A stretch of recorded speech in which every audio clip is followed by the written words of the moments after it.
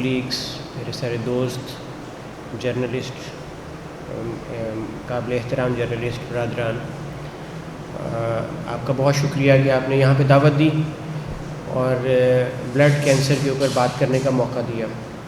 September جیسے کہ بتایا گیا ابھی رانا جمیل صاحب نے کہ یہ بلڈ کینسر اویئرنیس کینسر کے حوالے سے مختص کیے گئے ہیں تاکہ عوام کو اس کا شعور دیا جا سکے، اس کے بارے میں آگاہی دی جا سکے۔ جیسے کہ یہ سپٹمبر لیکیمیا یا خون کے کینسر کے منتھ کے طور پہ جانا جاتا ہے، تو اکتوبر بریسٹ کینسر اویئرنیس کے منتھ کے طور پہ جانا جاتا ہے۔ تو واپس اپنے آج کے ٹاپک پہ آتے ہیں کہ بلڈ کینسر ہے کیا، اس کا انسیڈنس کیا ہے اور اس کو مینیج کیسے کیا جاتا ہے، اس کے اوپر بریف سی تھوڑی سی آپ کو آگاہی دینا مقصود ہے۔ لیکیمیا بلڈ کینسر یعنی خون کے خلیوں کا کینسر ہے۔ عام طور پہ کینسر کیا ہوتا ہے کہ کچھ ہماری باڈی کے سیلز ان انٹرپٹیڈ بڑھنا شروع کر دیتے ہیں اور ان کی گروتھ بڑھ جاتی ہے، اور جب وہ بڑھ جاتی ہے تو وہ کسی طریقے سے اس کو سٹاپ نہیں کیا جا رہا ہوتا، اور اس میں یہ صلاحیت ہوتی ہے کہ وہ جسم کے دوسرے حصوں میں بھی پھیل سکے۔ اس چیز کو ہم کینسر بولتے ہیں۔ اور خون کا کینسر وہ کینسر ہے جو ہمارے خون سے چلتا ہے، خون کے خلیوں میں، جیسے red cells, white cells, platelets, monocytes, neutrophils, اور اس طرح کے کینسرز کو ہم خون کا کینسر کہتے ہیں، اور یہ خون میں ہر جگہ پہ گردش کر رہے ہوتے ہیں۔ اس کی مختلف اقسام ہیں، جیسے کرونک مائلائڈ لیکیمیا CML، CLL یعنی کرونک لیمفوسیٹک لیکیمیا، ایکیوٹ مائلائڈ لیکیمیا یعنی AML، اور ALL جس کو کہتے ہیں کہ ایکیوٹ لیمفوسیٹک لیکیمیا۔ یہ 4 موسٹ کامن کینسرز ہیں۔ اس کے علاوہ بھی بہت ساری اقسام ہیں، جیسے ملٹیپل مائلوماز ہے، مائلو پرولیفریٹیو نیوپلازم ہے، اسینشیل تھرومبوسائتھیمیا ہے، جو یہ کینسر بھی، یہ والی بیماریاں بھی اسی ڈومین میں آتی ہیں۔ کینسر کے مریض ان کا علاج بہت مشکل اور سخت ہوتا ہے کہ اس میں انتہائی سخت دوائیاں استعمال کی جاتی ہیں، اور پیشنٹ بہت کمزور ہوتے ہیں، اور اس میں انفیکشن کے چانسز بہت زیادہ ہوتے ہیں کیونکہ ان کی امیونٹی بہت لو ہوتی ہے۔ ہماری امیونٹی ہمارے بلڈ کے سیل سے آ رہی ہوتی ہے، خاص طور سے لیمفوسائٹس اس میں اپنا رول پلے کر رہے ہوتے ہیں، لیکن جب ہمارے لیمفوسائٹس اور ہمارے بلڈ کے سیلز ہی صحیح طریقے سے پیدا نہیں ہو رہے، یا وہ خراب ہو گئے ہیں، وہ کینسر میں تبدیل ہو گئے ہیں، تو ہماری امیونٹی بہت لو ہو جاتی ہے اور انفیکشن کے چانسز بہت بڑھ جاتے ہیں۔ بلڈ کینسر کی عموماً علامات یہ ہوتی ہیں کہ جیسے خون کی کمی کا ہو جانا، یا وائٹ بلڈ سیلز کا بہت تیزی سے بہت زیادہ تعداد میں آ جانا، اور کچھ خون کی ایسی لائنز ہیں جیسے پلیٹلیٹس کم ہو جانا، کچھ اور سیلز ہیں جو کم ہو جاتے ہیں، اور خون کی کمی عام طور پہ ہو جاتی ہے، اور بار بار انفیکشن ہوتا ہے، یا انفیکشن اور سیپسس کے چانسز بہت زیادہ ہوتے ہیں۔ اس کی تشخیص کیسے ہوتی ہے؟ اس کی تشخیص کرنے کے لیے ہمیں لیبارٹری کی ہیلپ چاہیے ہوتی ہے۔ اس میں ایک ٹیسٹ ہوتا ہے بون میرو بایوپسی، جس میں بون میں سے سیمپل لے کر اس کو مائکروسکوپ کے نیچے رکھ کے مختلف ٹیسٹوں سے گزار کے، اور پھر ایک فلو سائٹومیٹری کا ٹیسٹ ہے جو کہ ایک ایڈوانس ٹیسٹ ہے، اور پھر کچھ ایسے ٹیسٹ ہیں جیسے PCR یا فش، یہ کیے جاتے ہیں، اور ان کی بنیاد پہ یہ فیصلہ کیا جاتا ہے کہ یہ بلڈ کینسر ہے یا نہیں، اور فردر یہ دیکھا جاتا ہے کہ اس کی ٹائپ کون سی ہے، اور پھر یہ بھی ٹیسٹوں کی بنیاد پہ ڈیسائیڈ ہوتا ہے کہ اس مریض کے لیے اپروپریٹ تھیراپی کیا ہو سکتی ہے۔ جب لیبارٹری میں اس کا ڈائگنوسس بن جاتا ہے اور اس کی تشخیص کے بعد معلوم ہو جاتا ہے کہ اس مریض کو یہ دوا دینی ہے، تو عام طور پہ ایکیوٹ لیکیمیا میں مریض کو لمبے عرصے کے لیے داخل رکھنا پڑتا ہے، اور سخت علاج کیا جاتا ہے جس میں کیمو تھراپی سے انتہائی سخت علاج ہے، اور اس کے علاوہ کچھ ٹارگیٹڈ تھراپیز اویلیبل ہیں جو کہ استعمال کی جاتی ہیں، اس سے پروگنوسس بہتر ہو جاتا ہے۔ اس کے علاوہ کچھ ایسی بیماریاں ہیں جس میں اورل ٹیبلٹس اویلیبل ہیں، جیسے CML اور CLL۔ اس میں کچھ ایسی دوائیاں آ گئی ہیں جو بہت افیکٹو ہیں، یہ ٹارگیٹڈ تھراپیز ہیں، یہ اسپیسیفک تھراپی، ان کے سائیڈ ایفیکٹس بہت کم ہیں، اور اس کے ساتھ لمبے عرصے تک کے لیے مریض کی بیماری کنٹرول میں رہتی ہے۔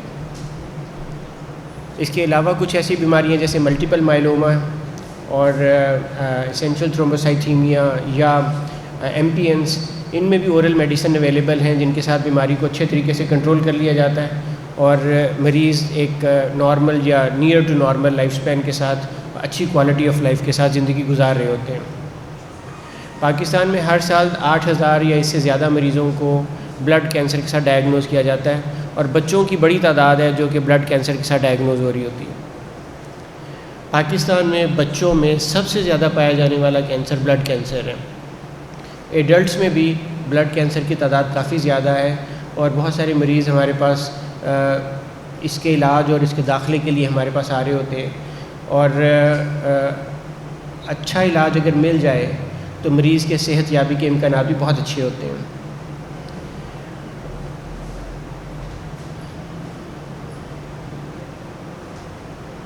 اگر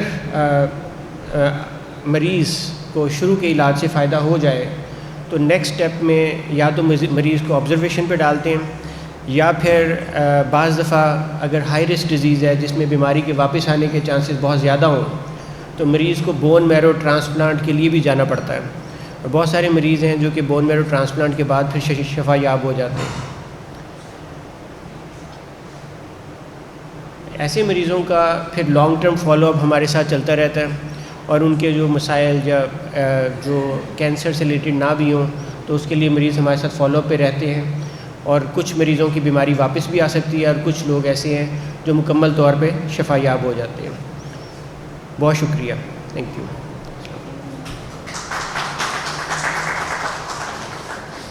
اور اس مہم کا حصہ بنیں۔ السلام علیکم۔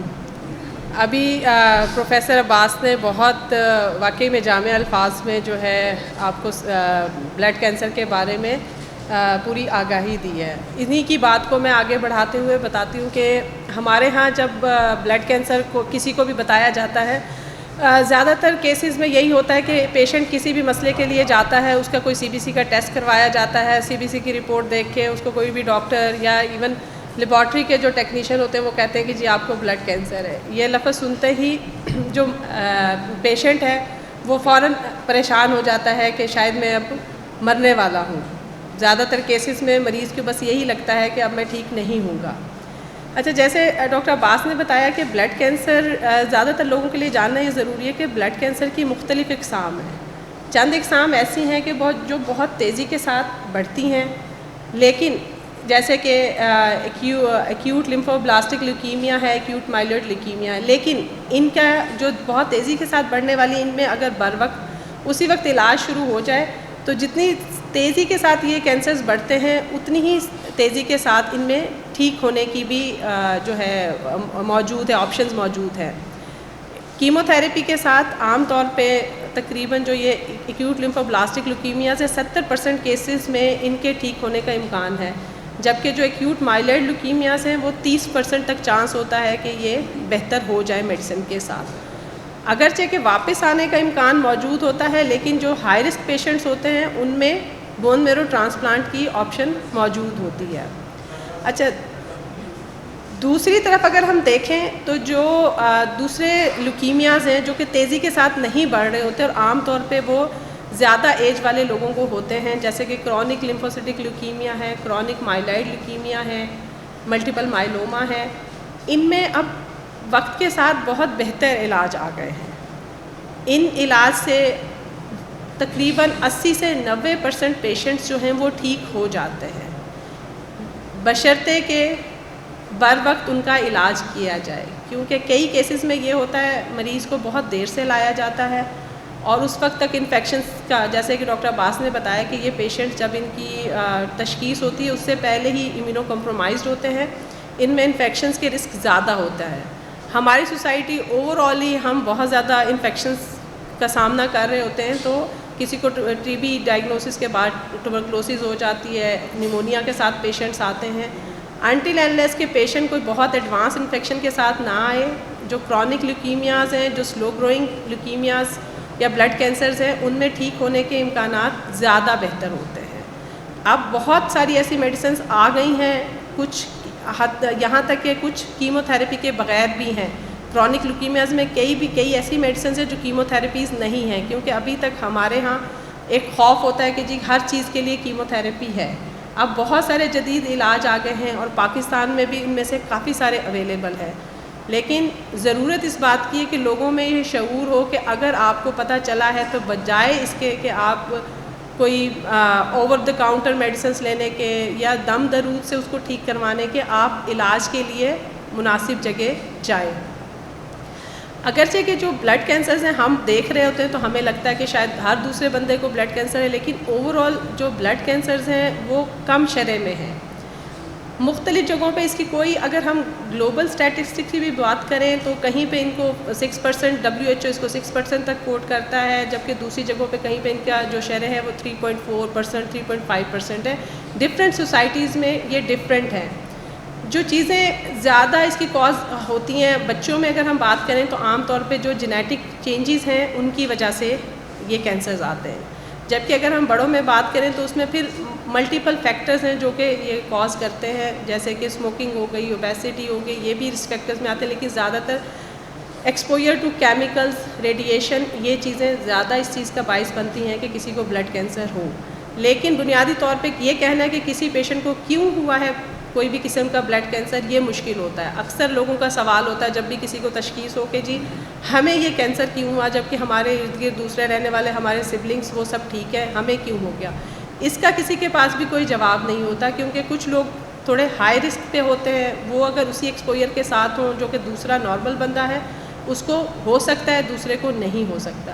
لیکن جو میسیج ہے وہ یہ ہے کہ آج کے ٹائم میں جو بلڈ کینسرز ہیں ان میں سے میجورٹی کیوریبل ہیں.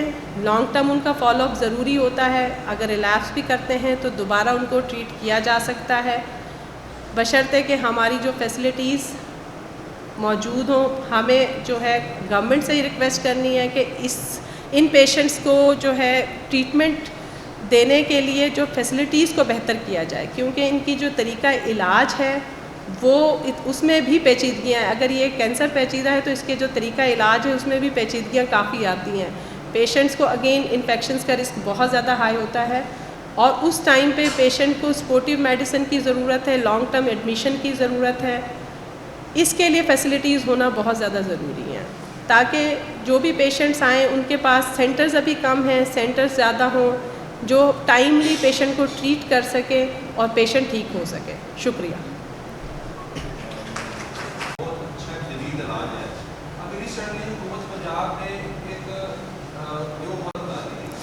اچھا, یہ واقعی میں کافی انٹرسٹنگ کویشچن ہے, کیونکہ ابھی یہاں آنے سے پہلے بھی ہم اسی کے اوپر ڈسکشن کر رہے تھے. بیسکلی آپ لوگ جس مشین کی بات کر رہے ہیں وہ مشین آپ لوگوں نے نیوز میں بھی سنا ہوگا کہ 3 سینٹی میٹر تک کا جو ٹیومر ہے, 3 سے 4 سینٹی میٹر تک کا ٹیومر, ایک ہی جگہ پہ ٹیومر ہو. بلڈ کینسر ان چیزوں میں نہیں آتا.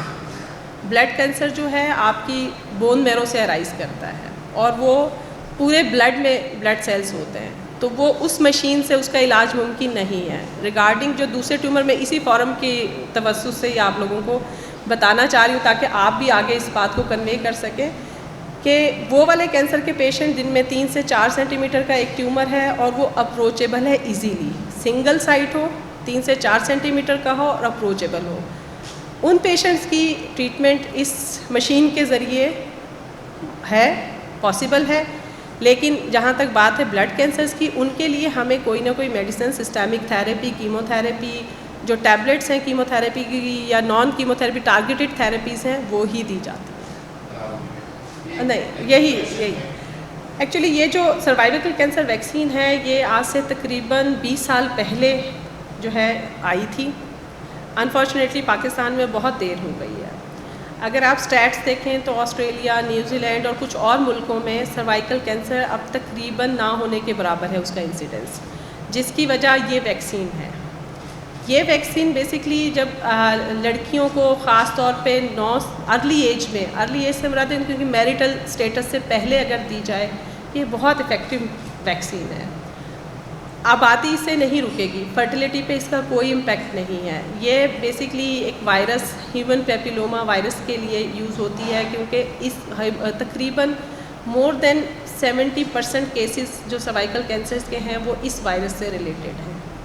یہ جیسے ہم دوسری ویکسینیشنز کروا رہے ہیں، دیکھیں آپ، ہم سب کو یہ پتہ ہے، ہم اس جنریشن سے تعلق رکھتے ہیں جنہوں نے پولیو کے ڈراپس لیے ہیں، اور ہمیں پتہ ہے کہ پولیو کس طرح سے ڈراسٹکلی کم ہوا. اس سے پہلے آپ کے جو ہے دوسری جو انفیکشنز تھیں، ہمارے بہت سارے پہلے ڈیتھس ہو جاتی تھی ارلی انفینسی میں ڈفرینٹ انفیکشنز کی وجہ سے. ایون جب سے یہ ہیپاٹائٹس بی وائرس ویکسینیشن جو ہے انکلوڈ ہوئی ہے EPI سسٹم میں، ہمارے ہاں ہیپاٹائٹس بی کی پریولنس کم ہو گئی ہے. یہ ویکسین بھی سیم ہے، اس کے ایسے کوئی منفی اثرات نہیں ہیں. میں بھی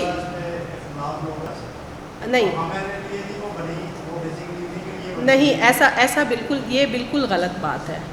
پاکستان میں بھی سروائیکل کینسر کا جو انسیڈنس کافی زیادہ ہے، بہت پیشنٹس رپورٹ ہوتے ہیں. ٹھیک ہے، تقریباً ہمارے ہاں سیکنڈ لیڈنگ اب جو اگر ہم پراپر، ہمارے ہاں کینسر رجسٹری موجود نہیں ہے، لیکن جن سینٹرز پہ ٹریٹ ہو رہا ہے، اگر ہم صرف ان کے سٹیٹس کو دیکھیں تو بریسٹ کینسر کے بعد جو زیادہ کامن کینسر آ رہا ہے ان کے پاس وہ سروائیکل کینسر آ رہا ہے. ٹھیک ہے، تو یہ ایک بڑی تعداد ہے. ابھی تو کینسر رجسٹری اگر ہماری سٹارٹ ہو جاتی ہے، جیسے کہ ابھی پیچھے اعلان ہوا ہے، تو ہم زیادہ بہتر اس کو سٹیٹس کو بتانے کے قابل ہوں گے. لیکن جو آپ کی باقی بات ہے اس میں یہ ہے کہ اس ویکسین کا جو تعلق ہے وہ ایسا ہے کہ یہ جب ارلی سٹیج پہ دی جاتی ہے تو کچھ چینجز آ رہی ہوتی ہیں باڈی میں. یہ ان چینجز کو وقت سے پہلے ہی کنٹرول کرتی ہے تاکہ جو اس وائرس کی وجہ سے کینسر رسک بڑھنا ہے ان جینز کو یہ کنٹرول کرتی ہے. اس کا فرٹیلیٹی کے ساتھ کہیں کوئی تعلق نہیں ہے. دوسری جو بات ہے یہ تھوڑی سی کنٹروورشل ہو جائے گی، آئی ڈونٹ نو کہ یہ فارم ٹھیک ہے کہ نہیں ہے. ہم پچھلے بہت سالوں سے بہت ساری ویکسینز کے بارے میں یہی بات کر رہے ہیں. ہم نے پولیو کے بارے میں بھی یہی بات کی کہ اس سے انفرٹیلیٹی ہو جائے گی. آپ مجھے بتا دیں کیا پاکستان کی آبادی بڑھنا رک گئی ہے؟ تو یہ متس ایسی ہیں، یہ ایسی متس ہیں جن کا کوئی وجود نہیں ہے. صرف ہم کوئی بھی جو بہتر کام ہونے کے لیے جا رہا ہوتا ہے اس میں ہم ضرور کہیں نہ کہیں کوئی نہ کوئی نیگیٹو بات پھیلا رہے ہوتے ہیں، جس کو کہ ہمیں سختی سے، ہم جو لوگ تھوڑا پڑھ رہے ہوتے ہیں، ہمیں ریسرچ کرنی چاہیے.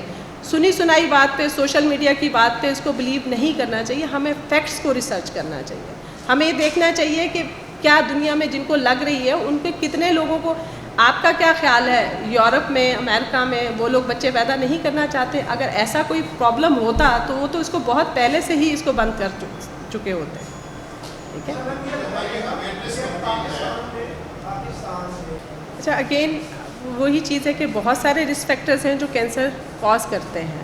ٹھیک ہے، لیکن کسی ایک پر کھانے پینے کی، پانی، ایون ہم کوئی چیز ہمیں پیور نہیں مل رہی. آپ اگر دودھ بھی گھر میں منگوا رہے ہیں تو وہ بھی کیمیکل سے ہی بھرا ہوا ہے. یہ بہت ساری چیزیں ہیں جس کی وجہ سے اب ہمارے ہاں کینسر کی شرح بہت زیادہ بڑھ رہی ہے. اس پہ ہماری کمیونٹی میں ایسی کیا چینجز آ رہی ہیں، کن ایریاز میں کن چیزوں سے ایکسپوجر مل رہا ہے پیشنٹ کو جس کی وجہ سے وہاں پہ کینسر. ایکسرسائز اور کو اپنا جو ہے روٹین میں شامل کریں تو شاید بہت سارے لوگ ہیلدی لائف سٹائل کے ساتھ جو ہے اس کو کنٹرول کر سکتے ہیں. کیونکہ بیسکلی جو کینسر ہے نا، یہ ہماری امیونٹی کا ایک امبیلنس ہے. ہر انسان میں کہیں نہ کہیں سیلز کی جو توڑ پھوڑ ہو رہی ہے اس میں کینسر کا رسک بڑھ رہا ہوتا ہے. ٹھیک ہے، لیکن میجورٹی میں یہ ہوتا ہے کہ باڈی کا اپنا ہی امیون سسٹم جو ہوتا ہے ان سیلز کو وہ اوور کم کر لیتا ہے. کینسر اس وقت رائز کرتا ہے جب یہ امیون سسٹم جو ہے یہ ویکن ہوتا ہے. جہاں پہ یہ ویک ہوا کینسر بڑھ جائے گا. تو آپ کی امیونٹی بوسٹ ہوگی کن چیزوں سے؟ ہیلدیئر فوڈ کھانے سے ہوگی، ایکسرسائز کرنے سے ہوگی، اور اسٹریس فری تھوڑی سی لائف. ہم لوگوں کی لائف بھی بہت زیادہ اسٹریس میں آ گئی ہے. تو جو چیزیں ہماری امیونٹی کو بہتر رکھ سکتی ہیں وہ چیزیں ہمیں کینسر سے بچا سکتی ہیں.